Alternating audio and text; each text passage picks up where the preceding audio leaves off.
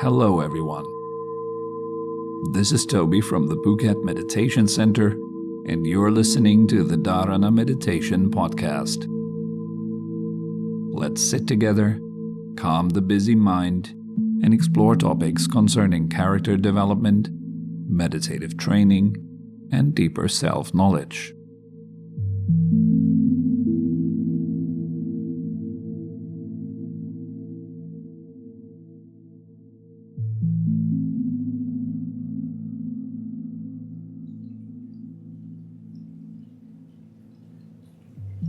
Let's begin by sitting upright. The head is gently suspended from above. And the body is relaxed, at ease.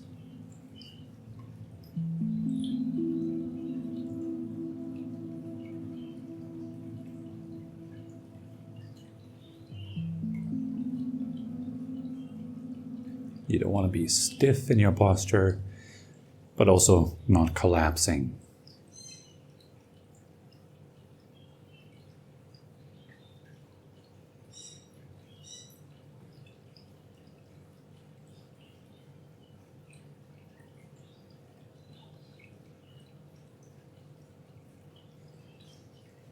It sometimes helps to think of your skeleton as being pulled up ever so slightly by the crown of your head and kind of held in place there while all the soft tissue, the meat, the flesh is melting of the bones following the pull of gravity.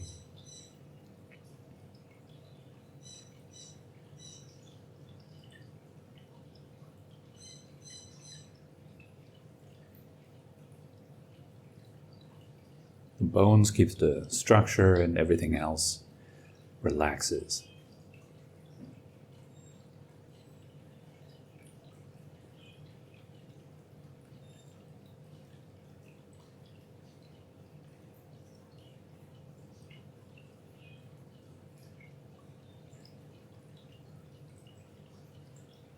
Now let's take a few deep, long, and comfortable breaths.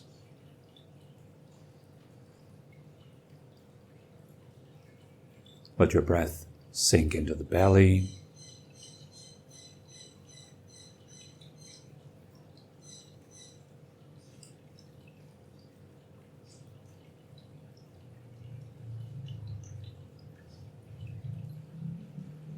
And let each breath fill the entire body.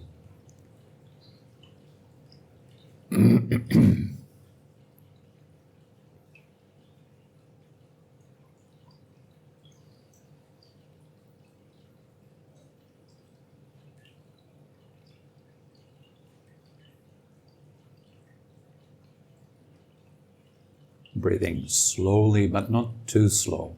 It shouldn't become uncomfortable. You always want to remain within comfort as you're breathing. The same goes for the deep breathing, breathing down into your belly. It shouldn't be uncomfortable.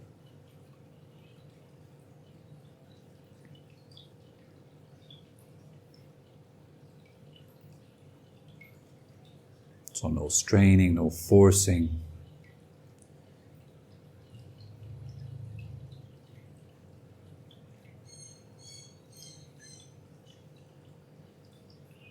But a gradual relaxing into.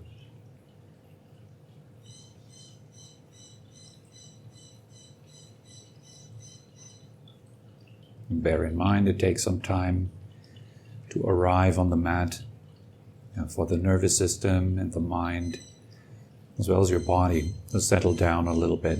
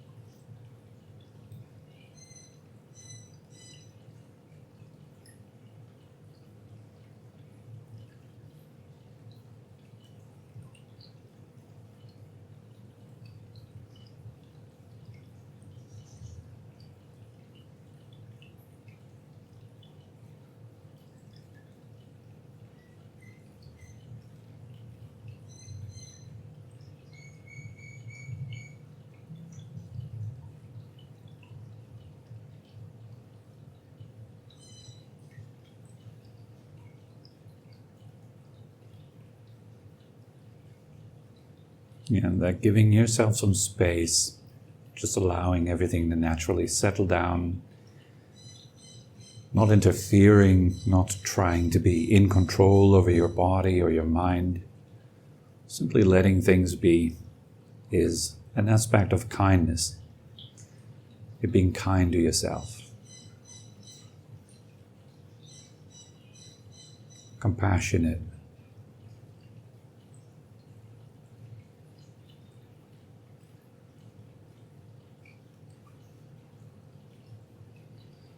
And that's the basic attitude in meditation practice. It's one of kindness, of compassion towards yourself and all life.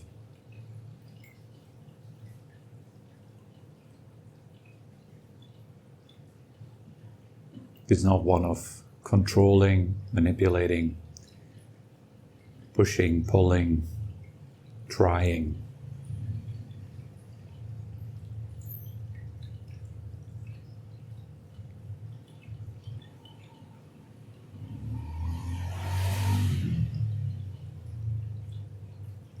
But instead we use qualities such as understanding, seeing, knowing,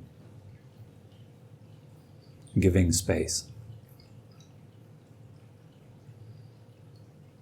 allowing, letting be, letting go.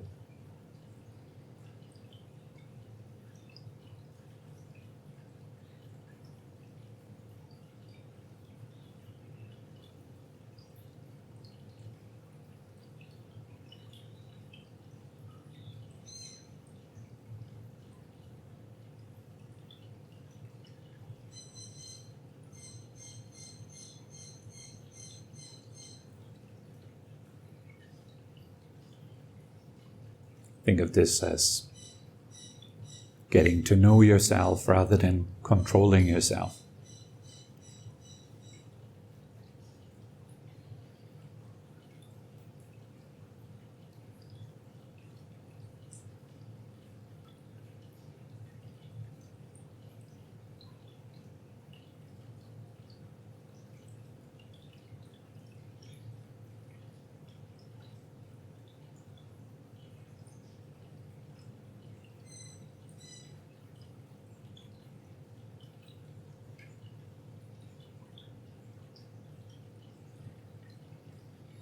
And breathing in, feeling, sensing your legs. As you're breathing out, softening, releasing all the unnecessary tension in your legs.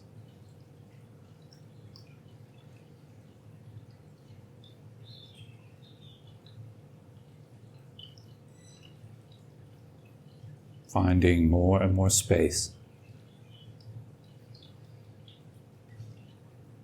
Appreciating it, relaxing into it.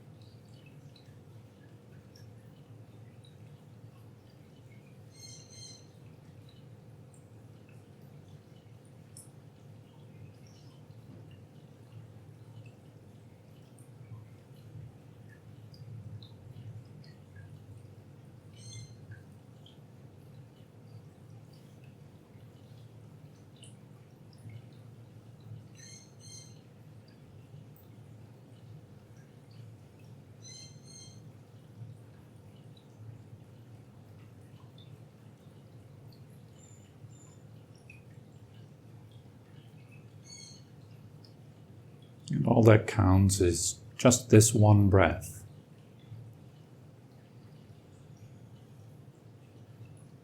Feeling as you breathe in, releasing as you breathe out.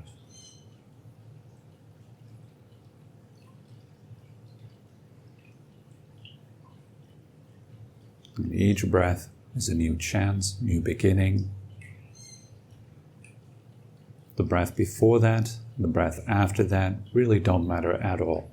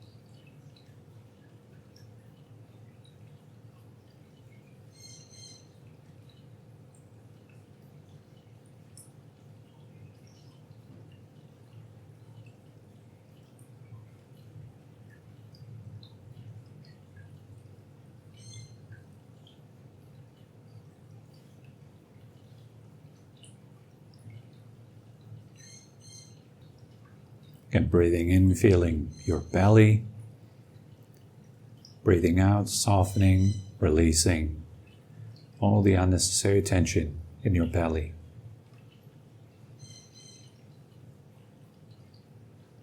I also want you to notice how nice it is every time you let go of unnecessary tension. After doing that, it feels a little bit better. A little bit more comfy, a little bit nicer.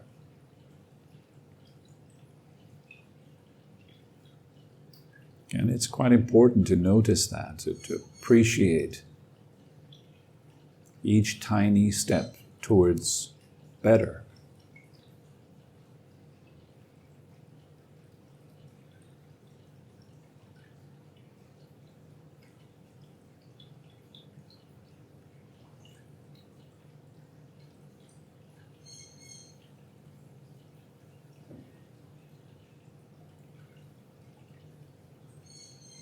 Rather than keeping our focus on what doesn't work, what's not good enough, focusing on all the mistakes and downfalls and problems.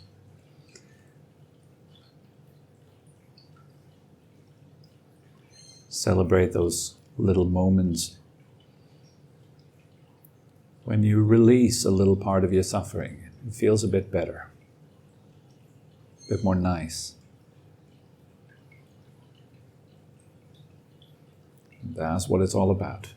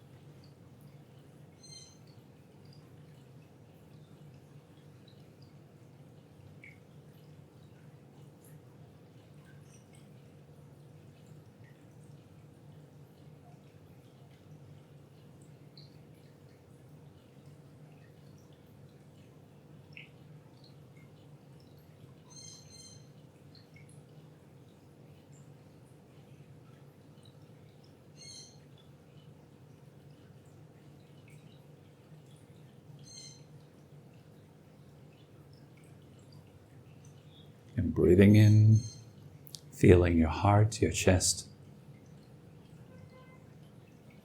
And breathing out, finding some space, softening, releasing.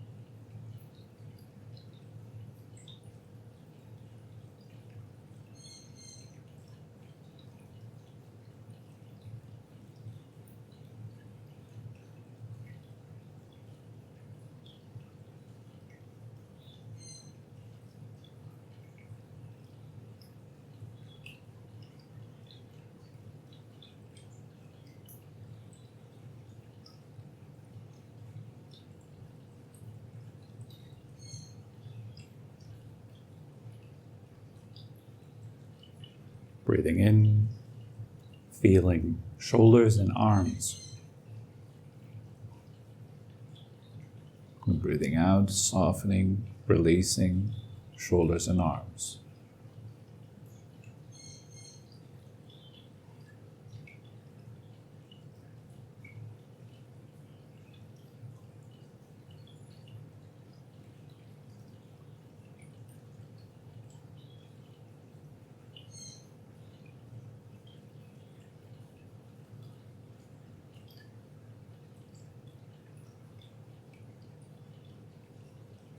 You know that feeling that you have when you come home after a long journey or a day of hard work, and you finally lie down on your bed and all the muscles relax, and you know all the work is done. And internally you just go, ah. That kind of feeling is what you want to find in your arms and your shoulders as you breathe out.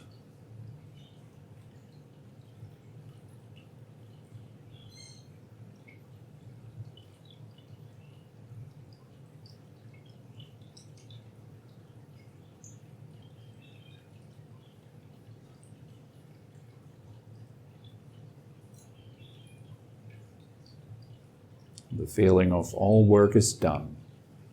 All problems are solved. I can now fully relax.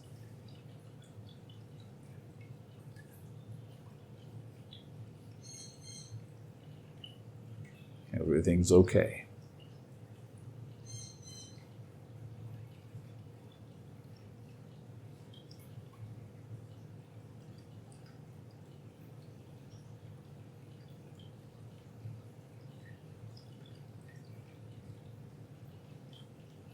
And whether that's actually true for your life or not doesn't really matter at the moment. The only thing that matters is tapping into that feeling, tuning into that feeling of release, comfort, arriving, softening, finding some joy, some release, appreciating the little steps. 0.001% better. That's nice.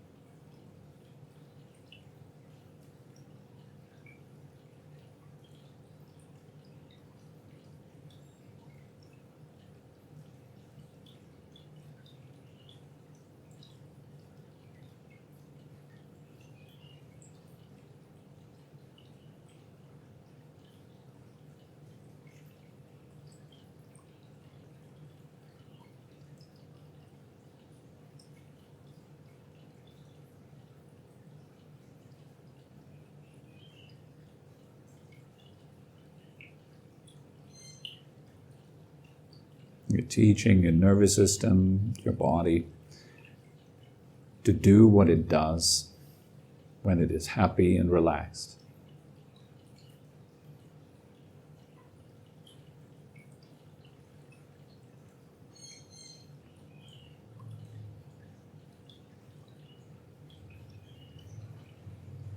And this is not about adding anything. This is mostly about releasing, letting go of all that is not needed in this moment.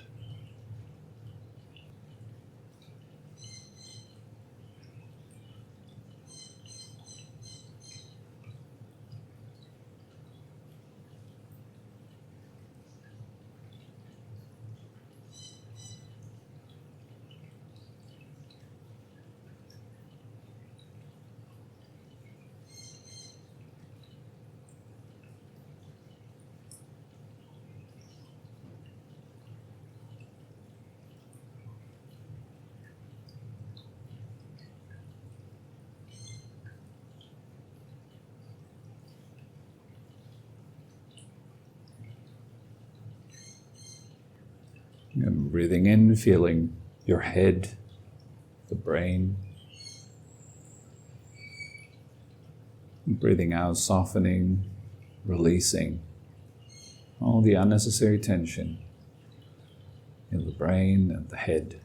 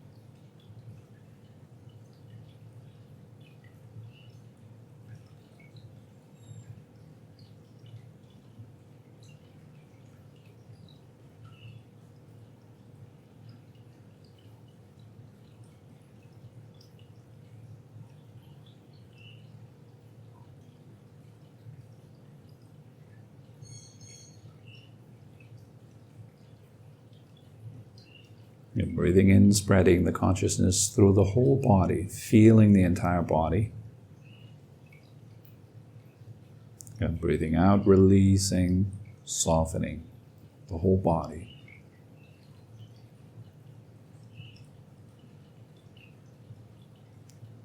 Each time you breathe out, you're allowing everything to relax.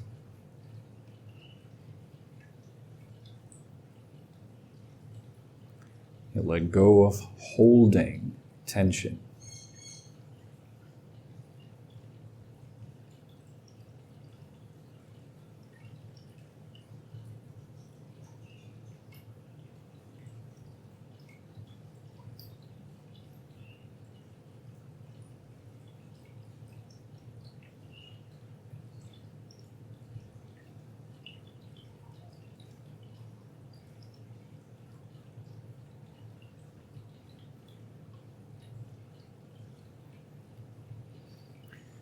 The key is that you're just moving a tiny bit into that direction, just leaning into that direction with each breath.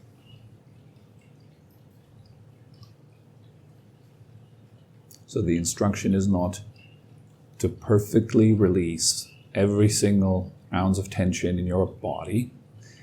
The instruction is to leaning towards release.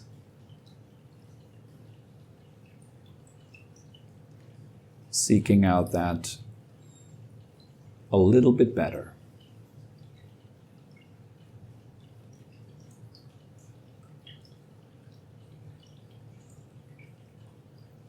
A little bit more open.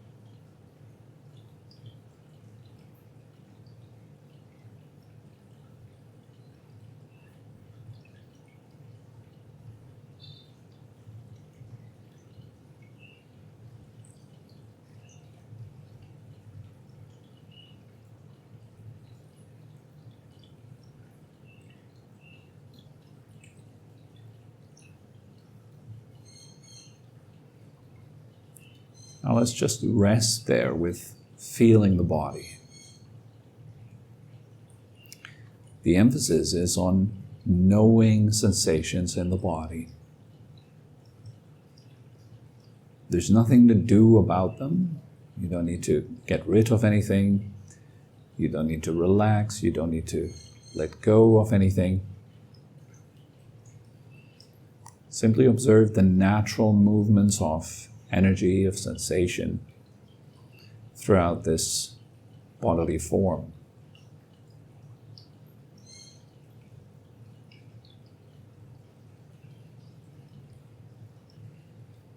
How it changes, how it moves, slightly different from second to second.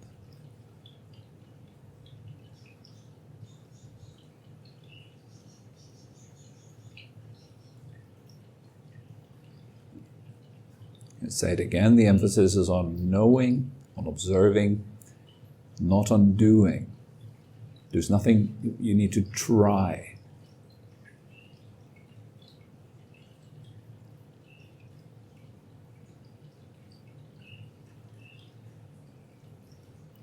Notice those little moments when you come into the knowing position, when you're here as an observer. Just seeing what happens, not reacting.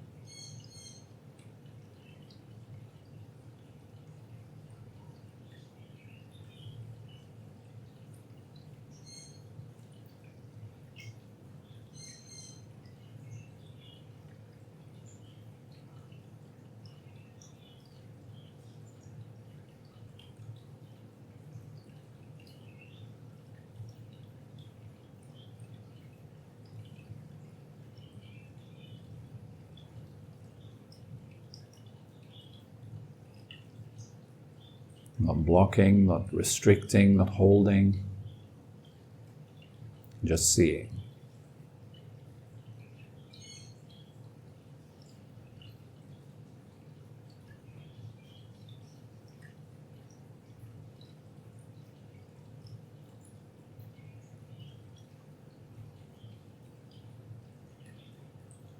And again, the instruction is not to do that perfectly,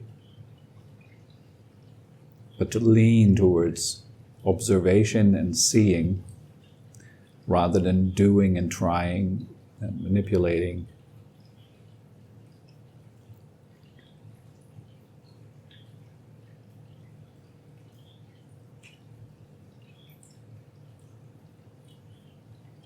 As good as you can.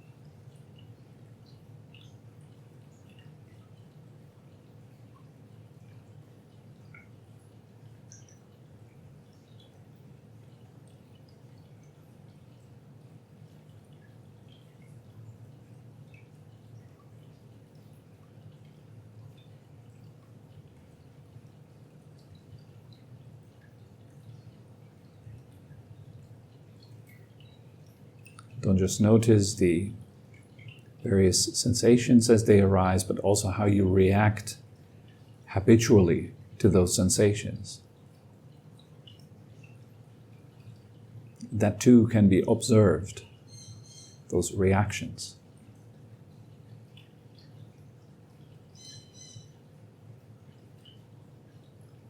So the instruction is not don't react. The instruction is see. Observe, even the reactions.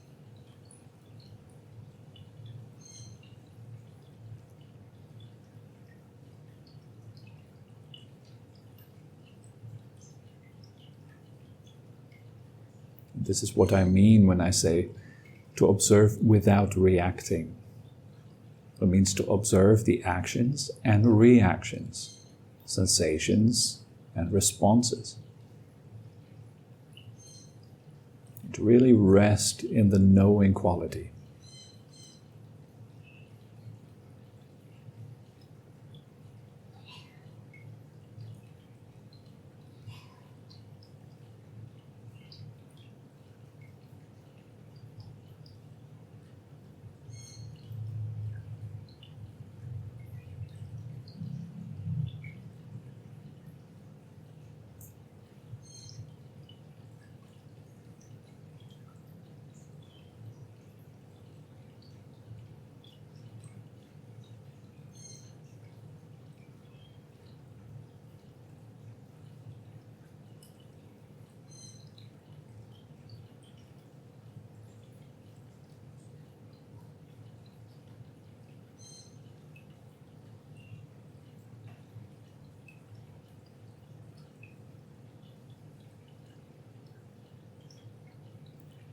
Maybe boredom arises.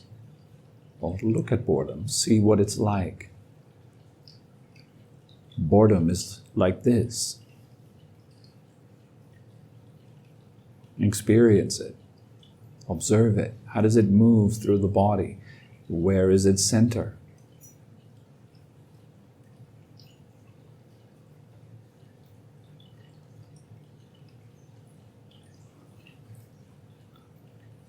The same goes for other emotions. Anger, frustration, impatience. And positive emotions, happiness, joy.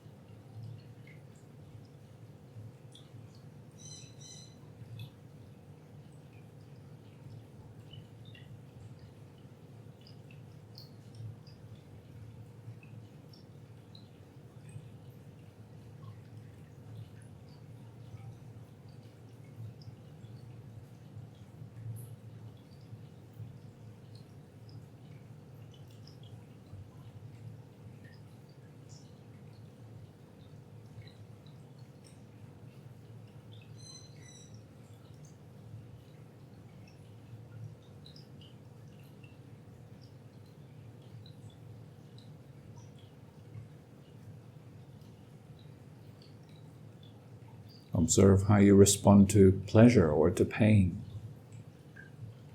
What kind of narratives arise around the sensation?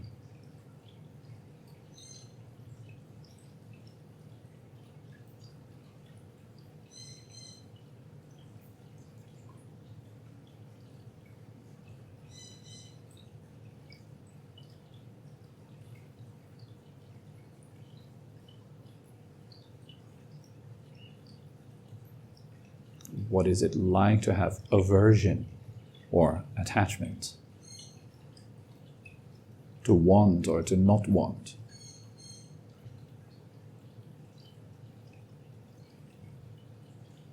And all those things can be seen to arise and pass within consciousness.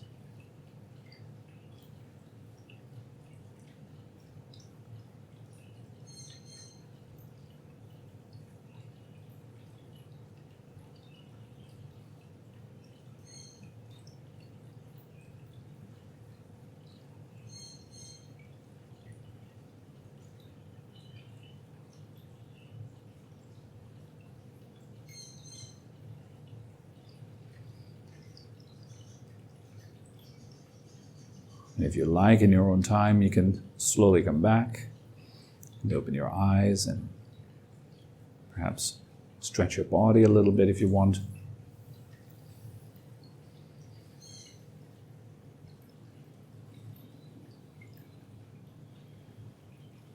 Maintaining that observing center.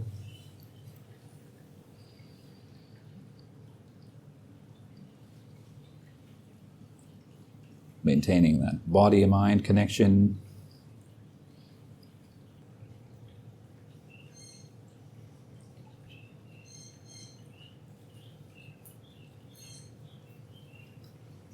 Good morning, everyone.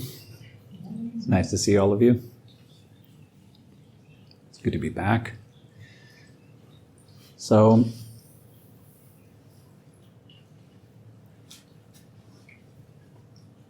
today, let's have a look at something that's quite common, which is energetic depletion, feeling low on energy, feeling unmotivated, not wanting to do anything, which some people experience. And if you experience this in a heavy way, in a heavy form, a lack of energy, depleted batteries, we call that depression. So a good question would be how to restore your energy levels, how to come back into a sense of aliveness, a sense of,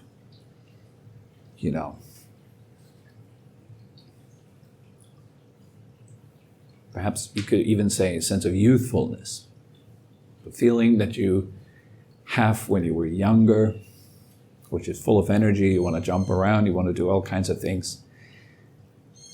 That feeling where life has taste and you actually want to express your joy, your aliveness. You want to have that life be expressed through you. Very often people experience that when they are in love, for example. Experience a surge of aliveness. They become hungry for adventure and experiences. All of a sudden their minds are flooded by new ideas and inspiration, and they're willing to take risks again, and that typical it's us against the world thing.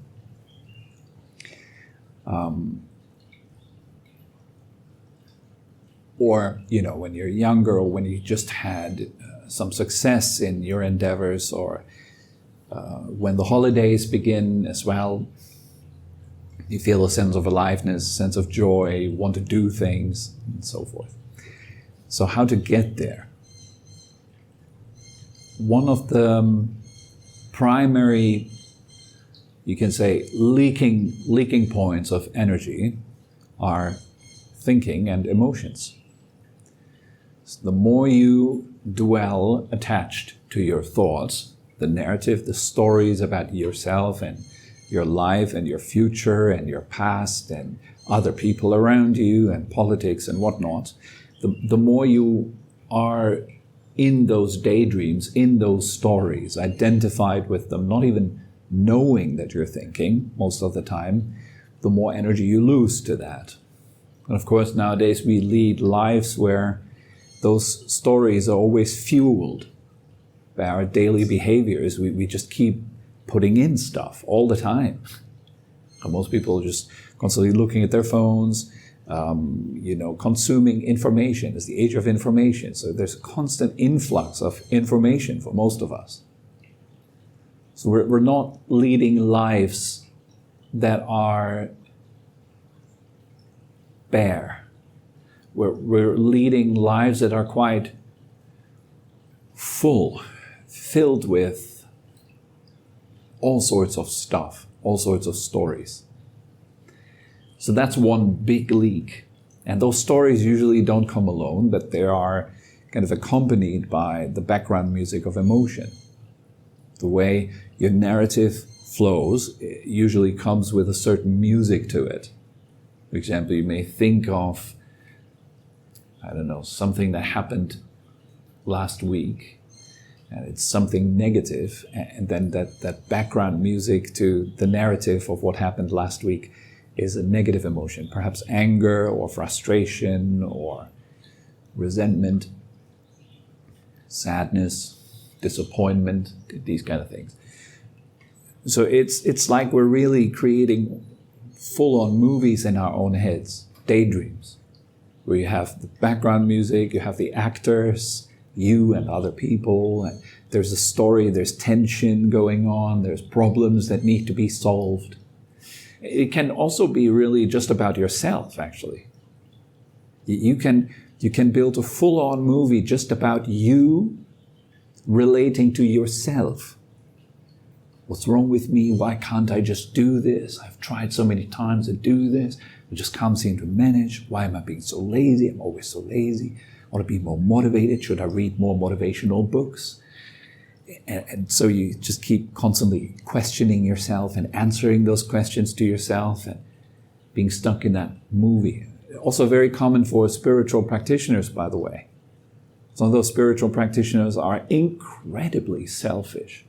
It's all about me and my meditation and my attainments and my success on my spiritual path. And they're also often very proud and sharing this to others as if everyone else was just born to admire their spiritual practice, something like that. It's all about me as the central role in this drama of life. Me and my past, me and my future, my hopes, my dreams, my expectations, my fears, my worries. Even when we think of other people, it's not about them at all. It's about how they relate to us. Am I loved? Does he still love me? Does she still love me? Who is he talking with? Why is he always texting this person? I want to know who he's texting all the time.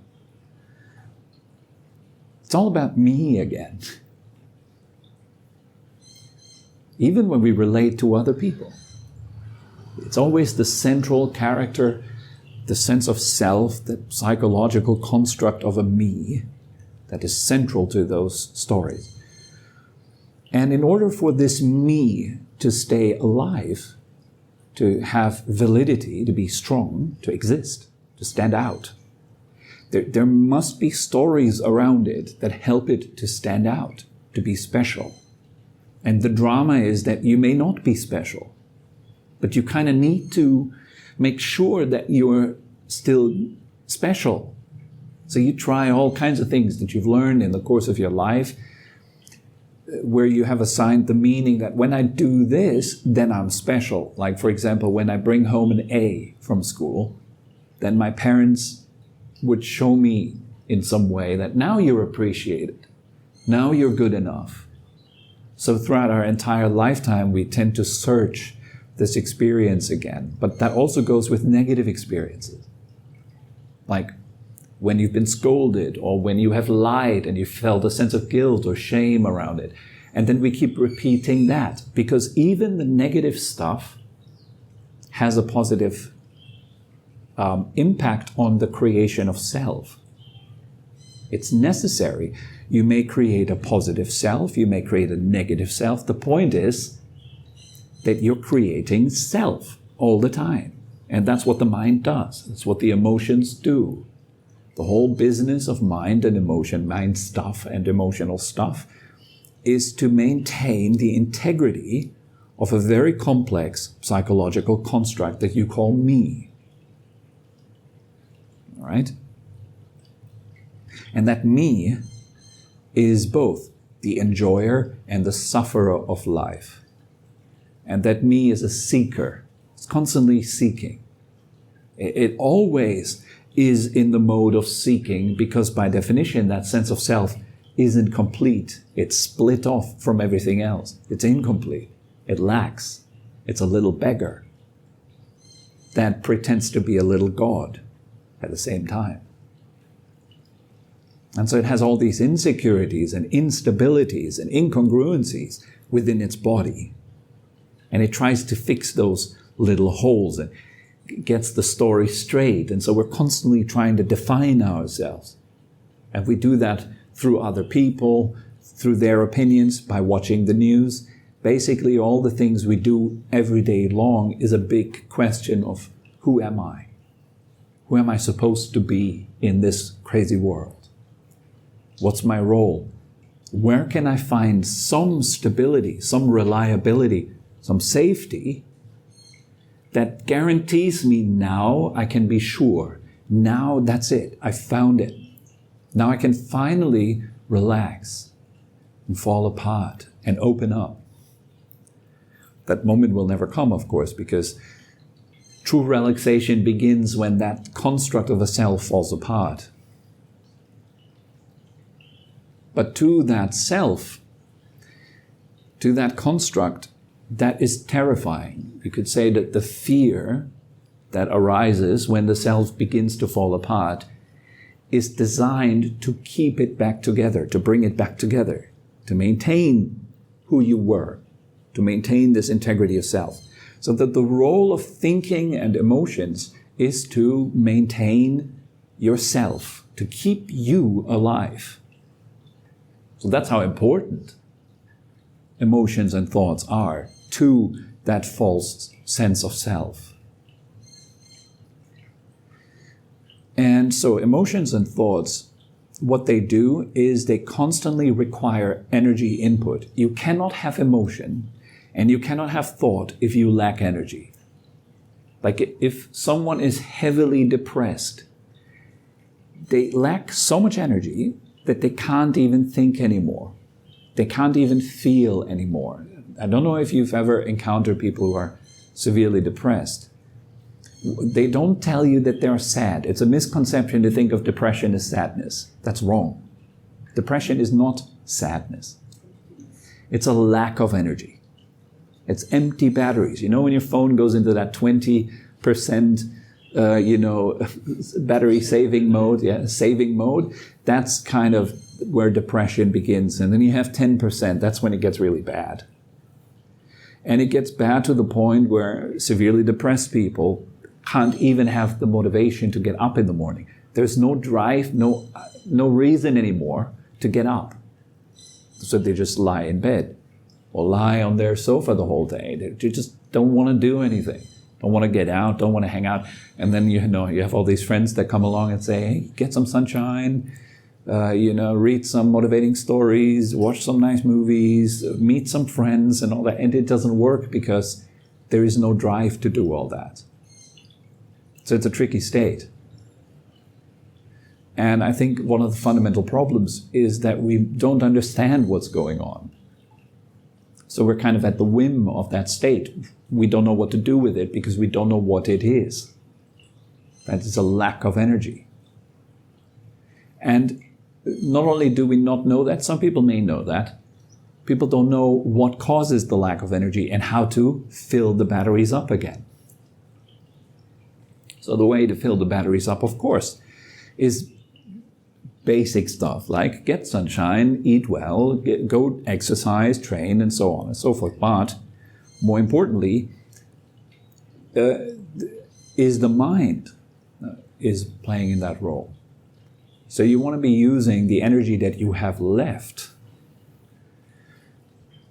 to learn the art of stepping out of the drama of thought and emotion, to become an observer to what is going on within yourself, rather than an actor. And of course, that requires energy too. The stepping out, the being shot out into the orbit of planet Earth requires massive amounts of energy. So in order for you to get out of planet Earth, to become an onlooker onto the worldly drama that plays out on planet Earth, you need the boosters and the rockets and the fuel and all that stuff that shoots you up. That's a lot of energy that is required to get you out and up there. That's what we cultivate when we cultivate moral behavior, that when we cultivate meditation and so on, is what we cultivate is basically energy management. Do you want to do less of those things that cost you? And you want to do more of those things that give you back, that give you energy in return. So you want to learn to invest your energy cleverly. That's why the Buddha said, for example, or every saint of the past says, don't lie, don't steal, don't kill, don't commit adultery, don't talk badly about others behind their backs, don't do this, don't do that. It's not that they are killjoys, party poopers, and they just want to destroy the party of your life and they don't want you to have fun. It's that the way we are having fun comes at a very high cost for most of us.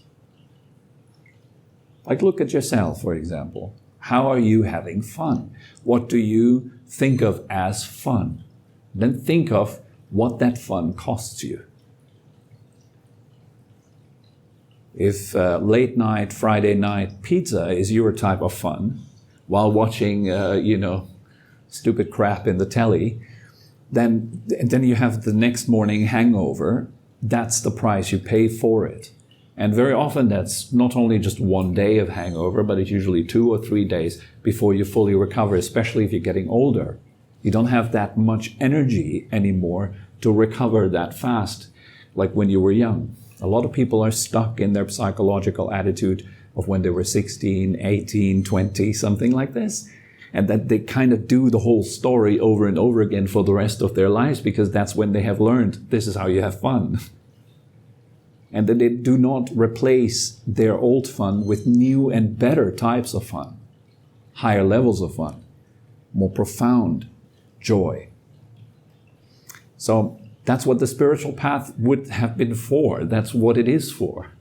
It's basically a gateway into more profound and deeper levels of joy, pleasure, fun, happiness, and less suffering. This would be ideal for a human being. An evolution during a human life is towards less and less suffering, not more and more, ideally.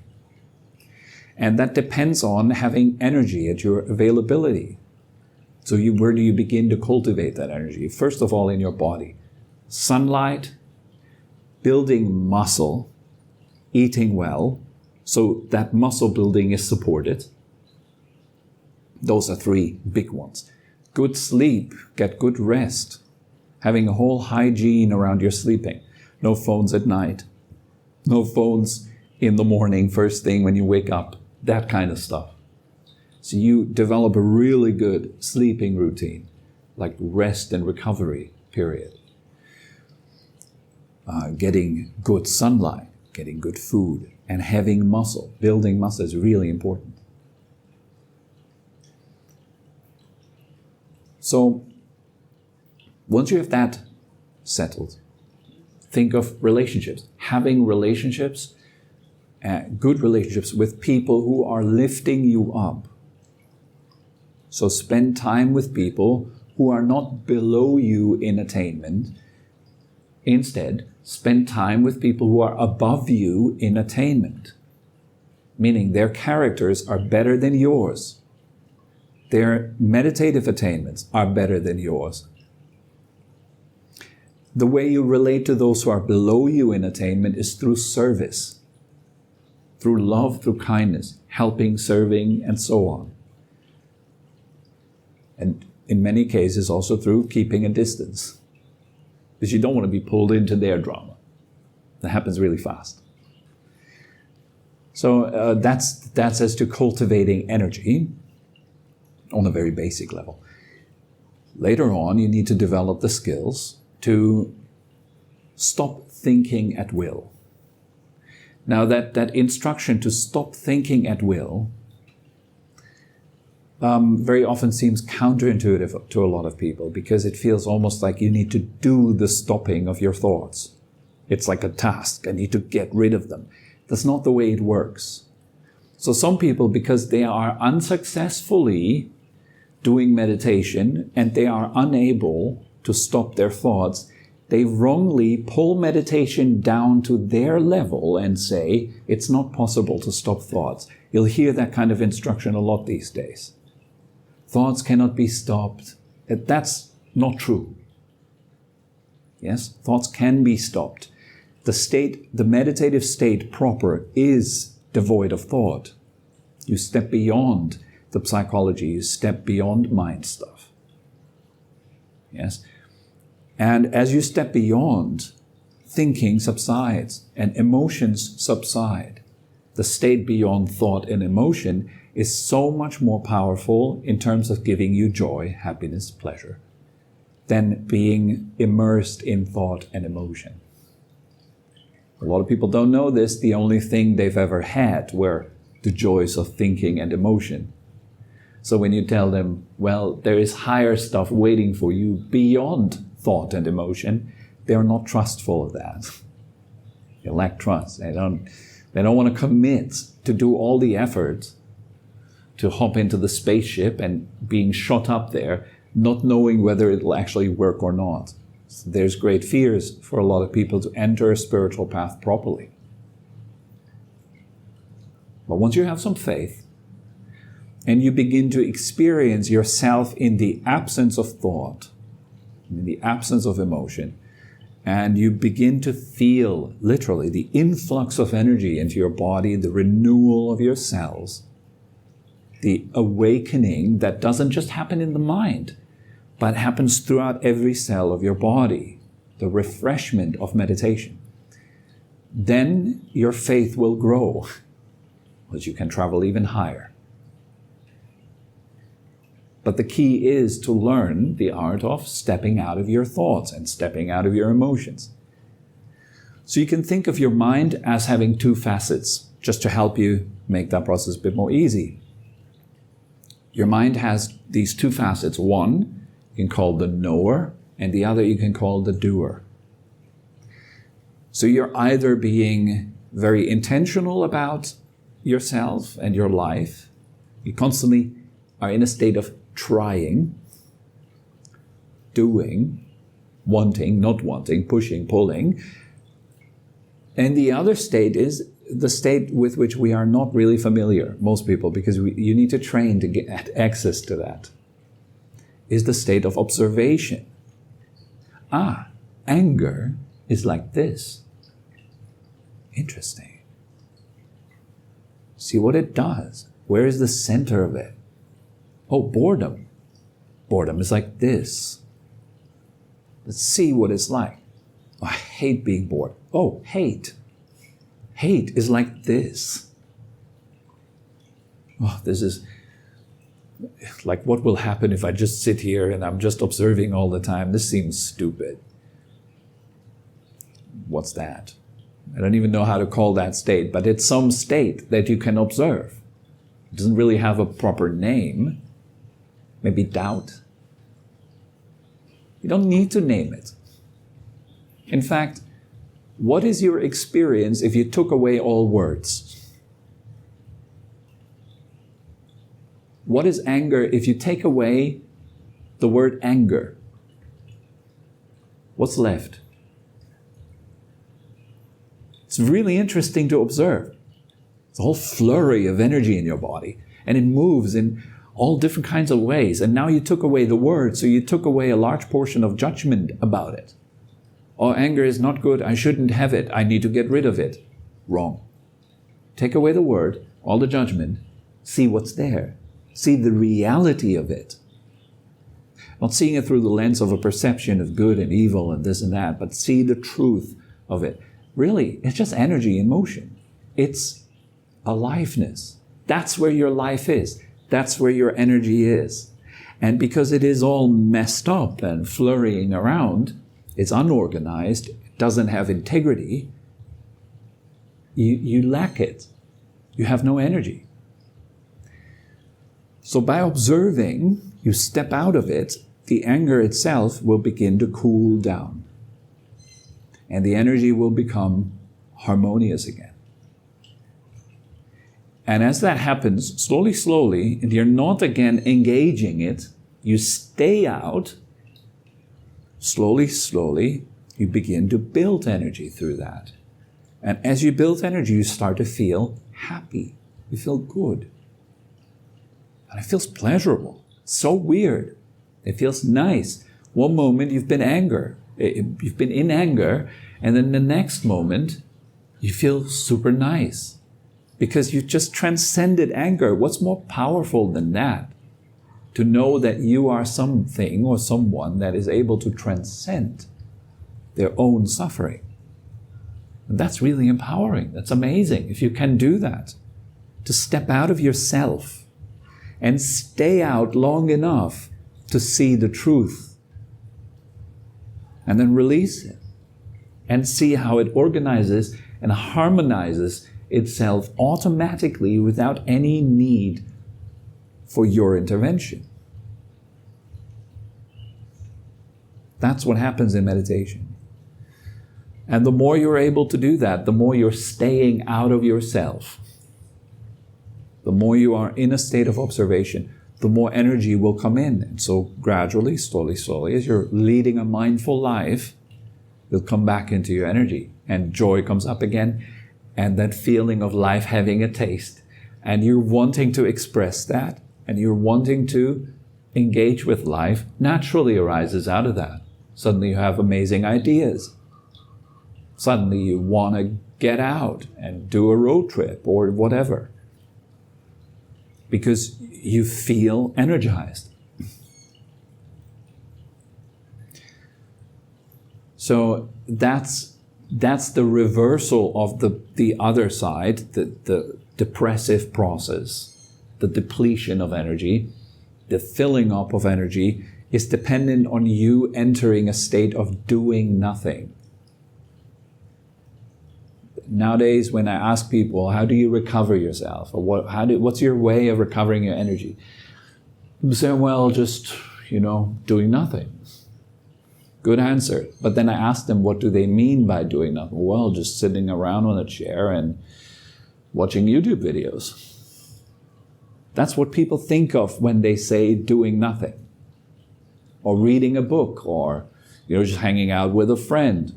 What are you guys doing? Well, we're doing nothing. But yeah, you're doing a lot. You're having conversations, you're going through old misery and suffering, you're redigesting whatever happened yesterday, you're very active. Same goes for when you're looking into your phone. Input, and your poor brain has to digest all that crap. Fast food through your eyes. Junk food very often, in most cases. It's not all junk food. There's great stuff on YouTube. But that mindless, what is it called, doom scrolling, or the mindless consumption of information that just really doesn't matter, it has no relevance to you, or just pulls you down even, is completely counterproductive if you want to build energy. It comes at a price, a very high price. And not only does it condition who you will become, it also takes away energy in the process to help you become that. So if you're watching crap all day, you're becoming a crappy individual. You get a crappy psychological makeup, and your actions will become more and more crappy, and it'll show. Very often not to those individuals, right? But everyone else around them suffers, right? So it's very important to have proper energy management, and this is very much the foundation of the path. No energy, no path. No energy, no meditation. No energy, no progress on the path. First, you need to build the energy that is necessary to propel yourself up. If you have that available, then don't waste it. A lot of people, when they have some energy, they immediately waste it by playing all kinds of games, and then bad times come, and they have no energy to deal with them. So it's really important to keep investing through good and bad times. Every day you have your stations of sitting down quietly, of actually doing nothing. Properly. Sitting. How do you do nothing? You step into the other part of the mind. The observation, the knower. You're either doing or you're knowing. That's the other side of it. The observing, the awareness, the knowing is what you need to be doing. I think it was Ram Dass who said, the seeing is the doing. It's a nice little quote. You can remember it easily. The seeing is the doing in meditation practice. You step out of your habitual craving mode of doing, and you come more and more into the seeing. That's where you find rest and recovery. And then there's higher levels, of course. But that's already a huge one. There's more than enough of work for most of us. Step out of ourselves and become observers. So that's all that comes to mind for this morning. We hope you enjoyed this episode and had a meaningful time. For more information and upcoming events, head over to our website at phuket-meditation.com. Thank you very much for listening, and have a wonderful day.